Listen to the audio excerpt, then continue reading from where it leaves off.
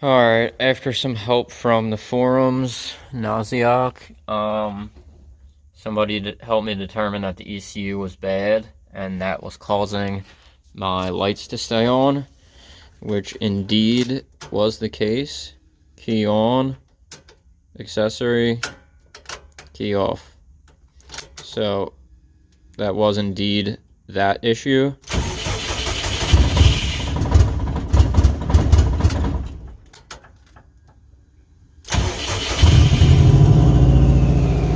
But that did not fix the issue of it running poorly, so we still have to figure out the deal with that. I tend to think that it is due to the tune, because right now this ECU does not even have a tune on it, which could very well be the problem with this intake and everything else. As you can see, when you open up the throttle, hold on, let's let it smooth itself out. Oh, she ain't liking it.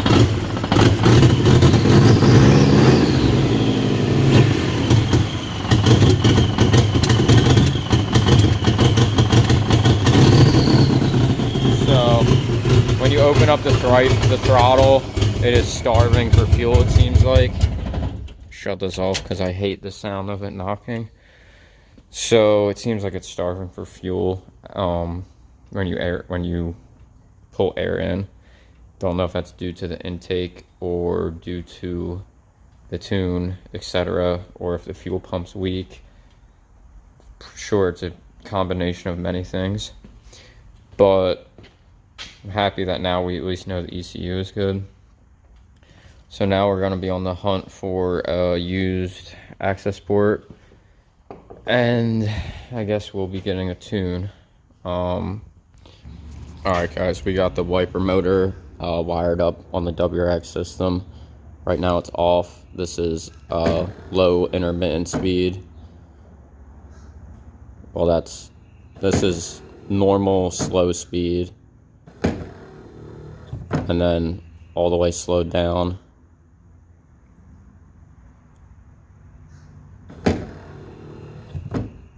And then medium, it just doesn't stop, and high.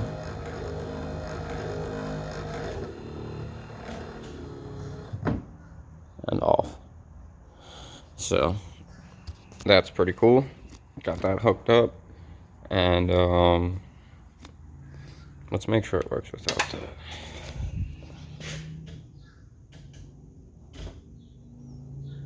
Okay. So this still has to be grounded. I assume it grounds through the body. Alright guys, we've been messing around a little bit. I loomed the harness a little bit as best as I could where I was able to. So this whole section coming to the rear has loom on it now. What was the other thing I was gonna say? I'm waiting to get some thinner loom, 1/2 inch. This is 3/4. Waiting to get a couple different sizes to finish. This is a little bit of a mess right here. Have to tape that and do what we can do. ECU is pretty much all done. I guess I could put some on this individual harness, but probably not needed. I went as far over that way as I could, but it starts to get really thick near the steering wheel, so I'm going to need a little bit bigger of a loom. Yesterday, I mocked up my e-brake handle, and I drilled one hole. Got a big old mess here. I drilled one mounting hole right there. This bracket, this other tab is probably going to get cut off and welded back on, or maybe we can use it. I don't know. It's going to be kind of a weird angle. Maybe we can bend it down and kind of reshape the tab and use it. See what happens. I kind of think it'd be easiest to just cut it off and flip it around though onto the other side over here. And then I took a rough measurement of the grommets and the distance of the cable for the e-brake cable. That's like roughly the shape we're gonna be going with, shape and size. You're gonna have rounded edges, but it's about the size of the hole for the grommet. So we're gonna cut that out today also. And I'm gonna make these plates for the strut towers too, to box this all off. I guess we'll put one in the rear too. So we got the one hole drilled out. What I did was I just used the step bit.